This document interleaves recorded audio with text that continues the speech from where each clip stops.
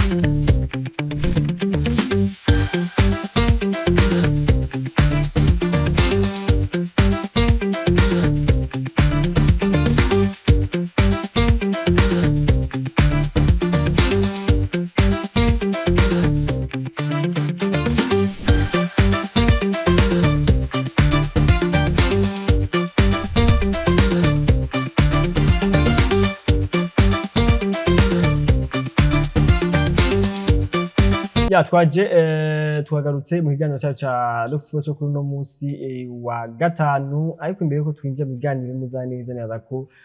bakunda bavuga ngo sagaseseshwa rumuri, bavuze ngo sagaseseshwa rumuri bivuga ngo ni ibintu biboneka uko nyene basibisi banza kumurika umuntu wese abasha kubibona. Mu Gifaransa bakunda bavuga ngo visible array, utiriwe uraraba microscope ngo urabiremo kugira ngo akantu ukabone neza. Bivuga ngo sagaseshwa rumuri abantu bakoresha imbuga hwanyu naza ko barabibona byinshi amakuru bose nk'imwe n'amakuru kuravugwa ryo hino. Umva ni ibintu bisirikira ku mbuga hwanyu, ntawe uvyemeza ko ari byo canke atari byo, ariko ni ibintu biko bivugwa ryo hino ku ibihimba ngo vyibanga cyane ko aje byavuga ko ari ku bagabo n'abahungu biriko birabangamirwa cyane. Byaje ko bitangwa naza ko twaje ko tubona amasanamu ariko araca kuri ku mbuga hwaniro cyane ku ishure rya Hope mu Ngagara. Umva ko ni university n'abantu bakuze, umva peteze ko ari ikintu cyane ikintu ni nabo baje ko babibeshuza mu nyuma n'itangazo basohoye bavuga ati sivyo, twebwe university yacu iremera Imana, ntitwemera ibintu by'amangetengeti. Ariko uno munsi byaje ko biba ku murindi munini cyane. Uno munsi biri ku murindi munini mu masoko. Uno munsi vyavuye ku bagabo n'abasore n'umunsi no kubakenyeza bamwe bavuga ko biravugwa ko nabo nyene bashobora kuba bashikirwa n'ivyo bintu. Ubivuga kwiki? nibaza yuko nkuko bivuze nibaza ko ni ibintu by'amangetengete ko si ingwara tuzi tuvuga ko bashobora gupima scientifiquement, ni ibintu tuvuga ko rimwe twovyita vyo mu Kirundi vy'ikinyafrika, sinzi ko twoba vy'ikinyaburaya, vy'ikinyaburaya ntibiba bikibaye vy'amangetengete. So nibaza ko ni imwe mu ngendo nziza, nivyo babanga urukurukuru niyo nkuru tuvyumva hirya no hino, mugabo buriya agira urukurukuru niyo nkuru nimba tuba turavyumva hirya no hino twumva ngo biriko bizana ngaha, twumva biriko bizana ngaha, ariko certainement turaza gusanga ari vyo. Kandi urumva no musi naza ko amapreve amaze kuba menshi, tumaze kuba twumva abantu benshi, tumaze kuba tubona abantu benshi ibintu bigoyesikira kuri réseaux sociaux. Ahubwo nibaza yuko no kubona réseaux sociaux irikira bikwiragiza henshi binatuma benshi sinumva ko babyikingira, mugabo kumva biragoye kwikingira amagete. Ariko kandi njatubiza ko hari n'ubuhinga bwo kwikingira nabwo nyene sinzi yo bwaje buva, mugabo toujours naza ko ni kimwe atari mu bintu byiza kumva ukwaka, sinzi ko novyita ngo umwasi ubugabo canke ubuhungu bw'uwiwe, umwatse ibihimba by'ibanga nka biriya, naza ko ni kimwe mu bintu ataba ari byiza cyane, uretse yuko nawe umwaka urutoki rwiwe ni subwiwanyu ubwiwe n'ubw'Imana yamuhaye. Urumva rero bimaze kuba bigera ku bihimba by'ibanga hoho ni ibintu bibabaje cyane, urumva ko nagahinda ubuteye umuntu uba umwiciye kazoza kiyo muri rusange ndetse n'ubuzima bwiwe muri rusange ubuhungabanije. Atuba ni ikintu kigiye muri actualité, kigiye arene de actualité mu minsi ibiri cihagiye actualité mu mwanya muteye kabisa. Gusa nibaza ko muri rusange ni ingendo yo gutera ivyatsi kabisa. Nuko reka nibaza ko bice bidufasha kwinjira mu kiganiro cacu kuri no munsi wa gatanu. Ku munsi wa nibaza ko inkino ziza gutanga no munsi muri Primus League zibanaye ku munsi wa gatatu ndetse no ku munsi w'Imana, ariko nibaza ko hari inkino nyinshi zizogiranje novuga ngo kuri uno munsi Anje nini ntiri no kuri course au titre. Nibaza ko Anje nini iri munsi hari muri zone rouge, muri zone rouge. Ni nkino novuga ngo ziba zitandukanye ziko ziraba, nibaza ko tuje kuri Aigle Noir, ariko ku munsi w'ejo harabaye urukino wa mbere kuko kuri no ndwi ya 24 mu ntara Gitega, umugwa Interstars wari watembere mu gwa Garage Express. Interstars ingene imeze mino minsi irateye n'ubwoba, yaje kubitsinda Garage ibitsindo bigera kuri 4 kuri kimwe, ara kuri umugwa hagaze neza. Cedric Kamisa atanguye igitsindo cyo cya mbere. Nibaza ko Interstars kuva itanguye ino saison muri Primus League Burundi tuyigeranye na Aigle Noir, nibaza ko twita itanguye phase retour, itanguye phase retour. Naza ahubwo ko yo narengera Aigle Noir, ko Aigle Noir yari igize draw zingahe, ubwo nayo ko byukuri kuva batanguye phase retour bagize saison nziza. Iyo biza ko bitangura nibaza bagatangura na saison, bagatangura no murindi turi bari kuno munsi, bakaza no ko barangiza bari kuri no murindi, nibaza ko uno munsi twatuyiharura mu mibiri kiragwanira igikombe ca Primus League. Mugabo uno munsi nivyo yaje kwa itangura ihera kure cyane, kwa haje ari muri habura gatumi ije muri zone rouge. Rero umva byayisabye kwiye gutambuka cyane bwangize kuba igera ahantu ameze neza. So nibaza ko yagize intango nziza za phase retour, ariko kandi nako baje ngabo tuje kwa tugaruka ko ihinduka yari yaje kuba iba muri Interstars, ubona ko ni zimwe mu mpinduka zishobora kugira ico zizaniye umugore Interstars. Uhereye ku burongozi, indani mu burongozi byaje kuba bihinduka, ariko kandi niza rya Cedric Kamisa uraza ko ni umwe mu bakinyi ntayegayezwa muri staff ya Interstars, batoshobora kwirengagiza yuko iri kirafasha mu kuzana impinduka muri Interstars. Naza ko bagize phase retour imeze neza cyane. Yani Aigle Noir zo ikwakirwa gwa Flambeau du Centre, naza ko nibwo rukino ruzoba ruranze no ndwi ya 24 muri Primus League, mu gwa mbere ndetse no mu gwa kabiri. Flambeau du Centre zobavuye mu ntara Gitega yerekeza mu ntara ya Makamba, ana ko ni ahantu hatoroshe nabukiye cyo gutemberera muri cyane muri no saison, urabona ko bitera biba ibindi bintu. Twitege iki kuri Flambeau du Centre, twitege iki kuri Aigle Noir, twitege iki kuri ino rukino muri rusange. Uno munsi Aigle Noir iri mu kibanza ca 50 cambere n'amatoni 58 muri antu. Umugwi wa Flambeau du Centre nibo bakurikira amanota agera kuri 46 nimba ntiyenze. So zatu twaso resultat hano hantu nta kintu kinini ya catari iza kugira ico yononye kuri classroom na cyane ku ruhande rwa Aigle Noir, kubera ko turavye bagatsinda bacagira amatanga 49, hazo hakiyo kare amanota ni muri 9, kwa umwanzi afise 58 undi nawe 49. So umva ko ekare kamwe miracari, nazo ko Aigle Noir yamaze gukora akazi keza gashoboka, ahubwo ikintu zoza kwikora kuri nkuru nziza Peace Park Complex Stadium ni kuza kugarda iyo iteka bavuga ati twebwe ntidushobora kuza gutsindirwa na Flambeau du Centre hano imuhira ntigishoboka. Neza ko nico kintu cya mbere bazaza kuba bariko baragwanira gusumba ko baza kugwanira ati reka tuze kuba twirinda yuko ino Flambeau du Centre idutsinda ngo ize kuba itwegera. Ariko kandi ikindi naco ni vyiza buriya ku mugore wese ko utwara igikombe hakiriho match zisigaye zindi biraza ko bifasha ekipe kuruhura abakinyi bamwe no kuza guha akaryo abandi bakinyi novuga batarabatitire. Kuri Aigle Noir isanzwe ifise abakinyi bakiri batoyi benshi cyane na mwanya wabo kugira ngo baze ko baronka uwo mwanya mu gihe Aigle Noir yoza kuba yafonsa ino ano manota isanzwe ifise igatsinda no musi iraza kuba igize amanota agira kuri 62 kuko no musegera ifise 62 bivuga ngo ikisumbya umugwa wa Flambeau du Centre amanota agira Flambeau du Centre ifise amanota 46 Nuvango Aigle Noir igatsinda muri Londres izokigira amanota 62 nuvango izoshisumba Flambeau du Centre amanota agera kuri 16 tukaba turi kuri june ya 24 nuvango Aigle Noir itsinze match ya Flambeau du Centre izobisigaje kurondera inota rimwe ryonyene kugira ngo ibe sakishana. Nivyo nuvango ahantu Aigle Noir za kuya irabira cyane ni aho hantu ho kuza tireka dutwara igikombe hakiri kare sinoza ko ifisubwa bwuko igatsindwa na Aigle na Flambeau du Centre izobiriko iraza kuya yegera. Ariko kandi Flambeau du Centre nayo noza ko kurande rwa iraza ko bisabwa ko ishami nguvu nyinshi cyane ko no musi igatsindwa na Aigle Noir. Inyuma yabo hari umugwa muri Football Club ufise amanota 48 bangana n'umukeba wabo direct Musongati nabo bafise 48 nuvuga ngo agatsindwa ino match Musongati ikitwara neza Buma muri kitwara neza iraza kuba ivuye muri ca kibanza yari rimwe ca kabiri. Bonaza ko ni n'urukino rusanje itani cyane kuri class ahubwo rusanje kuri Cote Aigle Noir igatsinda no rukino mu nkino zitanu zisigaye izo biri kwirondera nuvuga ngo inota rimwe ryonyine. Izindi nkino zose ziko ziraba ku munsi biraza ko zatanguye ku munsi wa kane Interstars yamaze gutsinda mu gwa Garage Express ibitsindo bigera kuri 4 kuri 1. Hazoreho izindi nkino onako Beje Greens uriko yakira Vision, Bonisport Dynamic na Ngozi City, Musongati na Olympic Star, Rukinzo Message Ngozi, Muzinga na Buma muri baza ko nabwo nyene mbona izo rukino rukomeye. Aigle Noir na Flambeau du Centre Kayanza United izokira mu gwa Vital kuri Stade Gatwaro. Ariko urabona ko maybe urukino rwa Olympic Star na Musongati ni ku kibuga muco ni Olympic Star izobakiriye Musongati. Nibaza ko ni rimwe mu nkino zikomeye cyane ko nibaza ko Olympic Star na Musongati nimwe mu migwi imenyereye cyane. Musongati nizo yakiriye azari kuri Stade Ngoma. Toujours nibaza ko iyo tension irahari hagati ya Musongati ndetse no mu Olympic Star. Nivyo no musi na Musongati turabona neza yuko kare twaragira amakenga yuko ishobora no kutaja muri Big Four no musi naza ko yamaze gukonfirma neza ikine Big Four aho bikene ikibazo cya kabiri kandi guheza iri nyuma ya Aigle Noir erega nasho Muzinga hamwe yo Frena gatoyi Bumamuru nibaza ko je na runo rukino rwagoye kumenya hagati ya Bumamuru kwera barako Bumamuru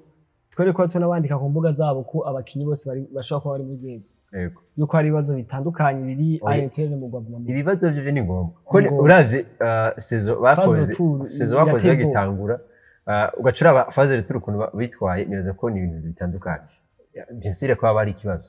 nuko ni uno musanza ko birabwe hamwe Flambeau du Centre yo gira igatakaza urukino imakamba kandi ibishoboka cyane nk'imice nka 70 naza ko Musonga cyashaka kuboneza igaheza mu kibanza cya kabiri naza ko ni nayo yindi equipe iruhande ya Interstars iruhande ibyo ko baragira phase rotundiza cyane Interstars na Musonga naza ko ziri hejuru y'izindi cyane muri phase nuko na makuru ko aravuga muri Primus League banako bashobora kuba baragize classement yafise ibisindo byinshi banako Abdi no aracyari imbere ibitsindo bigera kuri 16 phase rotour ntarakina urukino na rumwe. Mu kibanza cya kabiri hari witwa Amin Shimirimana wa Vision afise ibitsindo 10, Asani Dema wa Musongati afise ibitsindo 9, Ntakirutimana Freddy, Leonard Bazira na Flavie Ratanga na Alfred Nkurunziza afise ibitsindo 8. Buriya umuntu yo kwibaza ati iyo Abdi ya akina phase rotour twari kubona arangije afise ibitsindo 30 birenga byari gushika kuko ravye ngene itsinda ngene giriki gushaka gusura kuri yaere ya hari mukigeze kwa kina muri Vitaro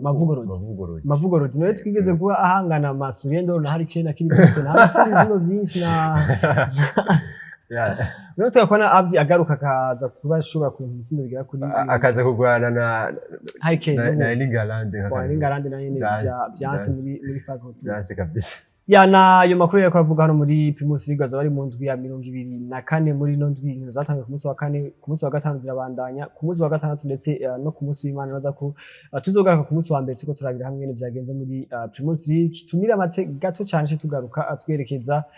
mu gihugu cy'Ubwongereza bariko barakina hagati mu ndwi n'inkino bavuga ngo zari zimeze neza tuzice ko gato imbere yo kurangiza igano cyacu nk'umunywanyi w'ibanki BCAB wowe ufise ubwoba ko udashobora gusuma ata amafaranga wagendanye Ibanki BCAB yamana bishasha twabazaniye ubuhinga bushasha bwo kuriha amafagitire no kubikora amafaranga mbega ubwo buhinga nubuhe hoho bukora gute nakamashini ko kuriha fagitire canke kubikora amafaranga ukoresheje ikarata Nickel ati none mbega ivyo bigiye kutwungukira iki ubuzima bugiye koroha mu kutagendana umukagato w'amafaranga ku mufuko wavura n'abagizi ba nabi bakayakwiba ikindi cangeye ko kuri ico nuko ushobora kubikora amafaranga yawe kwishami rya ryo ryose rikwegereye rya BCAB utirura ruhishwa no gutonda umurongo ngo havushikirwa warushe Ibanki BCAB kumwe namwe aho muri hose shika mu iterambere na BCAB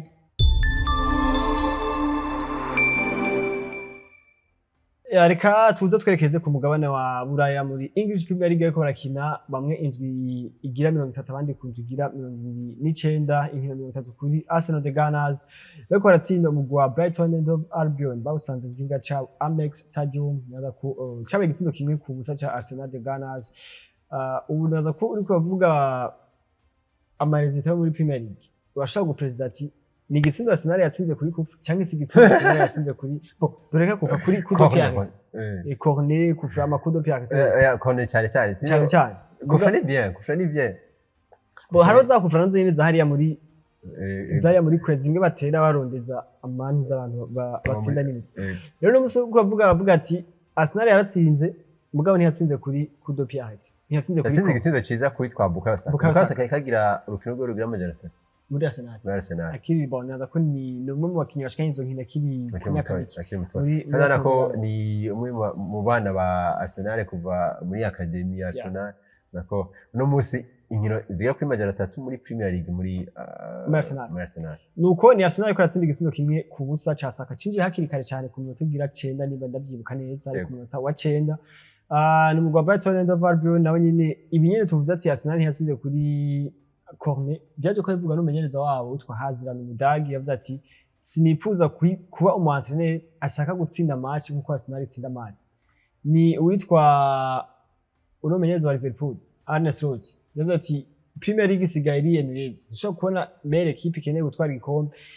irindira gutsinda abantu zo kuri corner witwa yatwenyenyeri yaje kuvuga ati sindiko ndabona Arsenal ekipi itsinda ku makorne gusa iriko yatwara English Premier League ni n'amadeba yaje kubonaje ko ndabona musi kuri Canal Plus yakadeba ka Le Grand Bouche wa Samuel Robben n'abandi bako bavuga kuri Arsenal ingene isigare ekipi y'amakorne mugabo bavuga ati ça fait partie twarabonye muri Premier League haraje periode ya Pep Guardiola twabona Jedo Possession ari itsinda ari twari ibikombe gusa uno musi abirahindutse turashobora kubona epoke y'amakorne nayo nyine ari ije kuba itwara no ngo jewe sino judginga witwa Mikel Arteta ngo no musi kwatsinda kuri ko ure igitsindo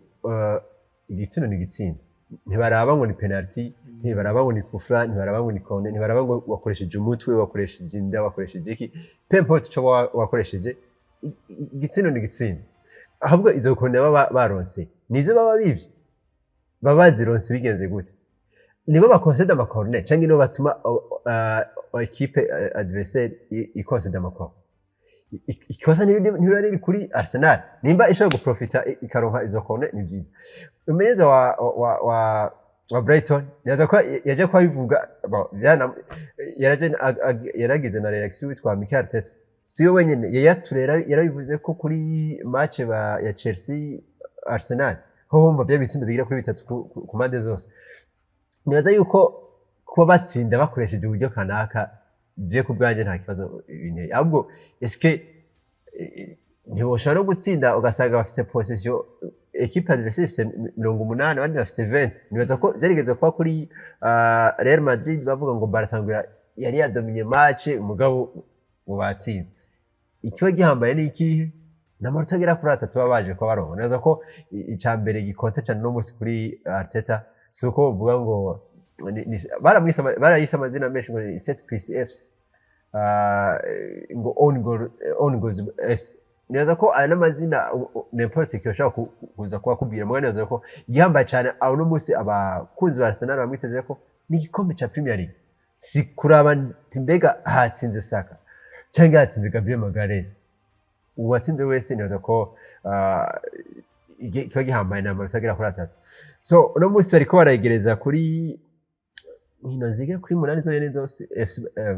Arsenal isigaje kuvuga ngo izo kwa itakana kino gikombe ca Premier League yaje kuba igira itombora itsinda umugwa wa Brighton uziko Brighton hari muri saison ya 2020-2022 ni equipe yatumye Arsenal idatwara igikombe ca Premier League ko ico gihe muri iyo saison harasigaye Arsenal yamaze gukina inkino 29 Man City imaze gukina inkino 28 yego Arsenal yafise amanota 72 Man City isa amanota 68 yego hariho difference amanota agera kuri 8 yego kabisa nibaza ko hari uko nyene no musi naho no musi ni Arsenal imaze gukina inkino 30 Man City imaze gukina inkino 29 hari ubudasabwa amanota agera kuri 7 ubwo ni même histoire bo no musi naza ko biragoye cyane kiya gihe Man City bo turavye Man City yakiriye gihe na Man City no musi biratandukanye cyane kuri niveau ya performance bafise na qualité y'abajoueur bafise no musi naza ko ibintu bitandukanye ariko kandi no kuri Arsenal naza ko nabone biratandukanye ko Arsenal yari yubatse kiriya gihe naza ko no musi iri hejuru cyane bo hejuru gate ya Arsenal yari hari kiriya gihe ariko kandi Manchester City nayo iri musi gato ya Manchester City yari hari kiriya gihe naza ko iyo histoire ko kwirepeta biragoye cyane mugabo nimba narabonye equipe ishobora gutakaza amanota byoroshye cyane no musi ni Arsenal nivyo niyo Manchester City no musi ashaka gutakaza amanota byoroshye cyane mugabo nimba hari equipe ishobora gutakaza amanota byoroshye cyane ni Arsenal ariko runo rukino buriya rwa Cristiano cyane kuri Arsenal kwanza nibaza ko ndakina no muri tari Cristiano cyane kuri Arsenal muri zino nkino zose umunani basigaje City irashobora guprofita iracafise urukino bazohura na Chelsea naza ko rashobora peut-être kutaborohera sino Arsenal naza ko inkino zikomakomeye ama top 6 zose yamaze kuzikina nibaza ko ni Arsenal yacafise avantage ko yaraje ama match akomeye n'umusaza ko match akomeye basigaje ni ya City na Newcastle United nizo twafata ko zikomeye ariko ni muri Premier League biragoye muri zinkino za nyuma kubera ingene Wolves iri kuraza muri zinkino za nyuma muri zinkino za nyuma usanga ari equipe usanga izi equipe no ariko yaziriko ziragwana kuri ntizikoroke ntizigire iki umba usanga ubara mutuni bandarazi gutsinda Liverpool yatsinze Liverpool match rero kabari baheruka gutsinda mu gukomeye nyene yari Tottenham yari indi Tottenham nanyene barayitsinda Tottenham yo rero Tottenham musi ntifata mu Wolves igize match ziza zikurikira kandi yanganije na Arsenal yanganije na Arsenal bamaze gutsinda ibitsindo bigira kuri muri zinkino za nyuma usanga ino migwi twokwita mito iri hariya munsi iri kwiraduga rero maze ko Arsenal yacafise ako avantage sino twita ako avantage ni avantage mugabo inkino 9 inkino 8 naza ko hari akantu gashobora kuri City 8 kuri hari akantu gatoya gashobora guhinduka mugabo nibaza ko Man City dufate yuko ekari hari ari y'amanota agera kuri 4 dufatane mugomba Man City ajya ubu yari ifise pouvoir mu ntoki ivuga ati tugatsinda match zose zisigaje turatwara Premier League mugabo no musi siko biri no musi siko naza ko nimba ukunganya Nottingham Forest naza ko nabone niyerere ikomeye naza ko amahirwe yo gushobora kwizera ntiyaheze yose uno musi Arsenal yotsinda izo match zose zisigaje igatsindwa na City yotwara ikombe numva niho yagiriye niho nibaza ko kwari kugenda gukomeye cyane be hajya bazokinira Etihad Stadium match yotu ni kuri Etihad Arsenal City barafite ayo mahirwe menshi cyane yuko bashobora kuza bagatsinda Arsenal mugabo nibaza ko yari kuba menshi cyane gusumba iyo bari kuza kuba babandanya iyo badatakaza kuri Nottingham Forest nuko nizo hariho n'izindi nkino zakoze muri weekend na Manchester United yaratsinzwe Manchester United yaratsinzwe kandi nibaza ko yatsinzwe n'abakinyi Newcastle yari yaruje muri Premier Mita baje ko baronka carton rouge muri Premier Mita baraza nibo batanguye no gutsinda igisindo ca mbere yego Manchester United iragomba baza no kuongera igisindo cya kabiri Newcastle United bako ibo si ni Jamie Carragher yavuze ati ntibitangaje ko na Manchester United yatsinze kubera ni iminsi yari maze itsinda ibagira performance mugabo rezita zikaba nziza umva ntibintangaje ko Newcastle United je kuba ibasira naje neza ko ico kintu naje kwanda kiromarka ariko ni kimwe namwe ndavuga ikintu gihambaye cyane ni amanota agira kuri 3 niyo aba konta abakenewe rero bari bamaze iminsi bitwara neza kabisa kandi ko kiretse ko kuri Arsenal baje kubagira match nziza kuri City baragize match ziya match za mbere baragize match nziza mugabo harezi ni match wabona yuko byakweri baje kubatsinda mbere wanashima baza kubatsinda ku minota 93 94 92 niyo minota baza kubatsindamo ukabona yuko na match kabisa yaba yabagoye ariko at the end of the day baza kwaraba amanota agira kuri 3 yabakinewe rero kuza kuba batsindwa na Newcastle bombe je byantagaje ko siniteze yuko United iza kuba itsindwa na Newcastle muri situation imeze nka kuri niyo byari bitangarije mugabo gutsindwa na Newcastle warumaze inkino zigera kuri ndudatsindwa neza ko ni defete ya mbere kuri Michael Carrick ni karibu mujya nuko ni Chelsea ariko iratsinda mugwa Aston Villa ibitsindo bigera kuri 4-1 Liverpool ariko iratsindwa na Wolves ibitsindo bigera kuri 2-1 Tottenham Hotspur ariko iratsindwa na Crystal Palace ibitsindo bigera kuri 3-1 uno munsi Tottenham Hotspur isumba inota rimwe ryonyene kipe ya 18 kugira ngo yinjire muri zone de relégation uziko no munyeza kuvaje ni defete zose Manchester uretse no kugana nta narumwe bazi ko Tottenham yari yatangiye gutsinda niyo yatangiye gutsinda bwa mbere mugabo bacha baronka carton rouge bacatsindwa 3-1 umuntu yo kwibaza eske uno munsi Tottenham turashaka kubibona abafana ba Crystal Palace bariko bakoya kuntu bazomerana bagira muri match bariko bavuga ko mva ngo Crystal Palace n'abakiye cyane mu gwitwa Milan muri deuxième muri championship bariko baririmbira abafana ba Tottenham ati nimwagenda muri championship muze muturamukirize Milan yo Tottenham atebwa no kuri kabisa yaratebwa cyane kabisa uribaza ariko urazi yuko ari mu makipe yarakoze hockey nziza cyane yagize hockey nziza cyane kabisa ariko